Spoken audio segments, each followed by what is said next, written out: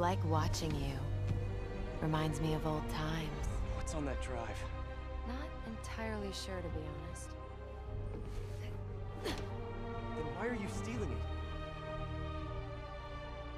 Spider-Man's new DLC, called The City That Never Sleeps, kicks off with the Heist, the first chapter out of 3 that pursues the storyline of the sexy and mysterious Black Cat.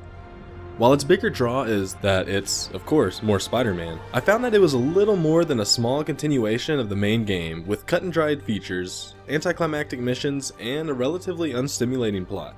Almost all of the missions center around stealth, with the meat being little more than showing up, fighting a few guys, and then leaving after a few minutes. The enemies are standard thugs, with the new addition of one big, heavy goon with a minigun who defies most of our gadgets.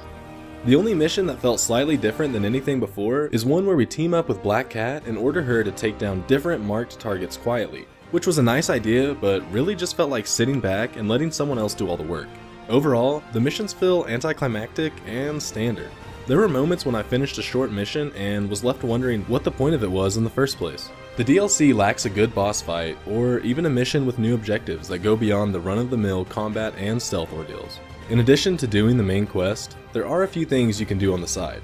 One is to track down paintings hidden around the city, and another is to participate in Screwball Challenges, very similar in theory and practice to the Taskmaster challenges of the base game. I found that these challenges were missed opportunities to do something innovative and fresh. Her EMP challenges are little more than a reboot of the Taskmaster drone challenges, with objectives to sling webs at rather than zones to fly through, and the combat challenges are exactly what you'd expect them to be. The challenge I found most intriguing was the Gallet challenge, where you must kill enemies using only 2 types of gadgets. While this was super fun to do, it's a shame that there was only one gadget challenge in the entire city. To Screwball's credit, the photobomb opportunities sprinkled throughout all of her challenges were pretty amusing to hit. There are 3 new suits available in the DLC, but they are solely cosmetic as none of them offer any actual powers. It's a bit disappointing that even the suit you have to complete every challenge and mission in the DLC to acquire offered no reward other than a standard costume. The suits are okay, but nowhere near close to as interesting as some of the ones offered in the main game.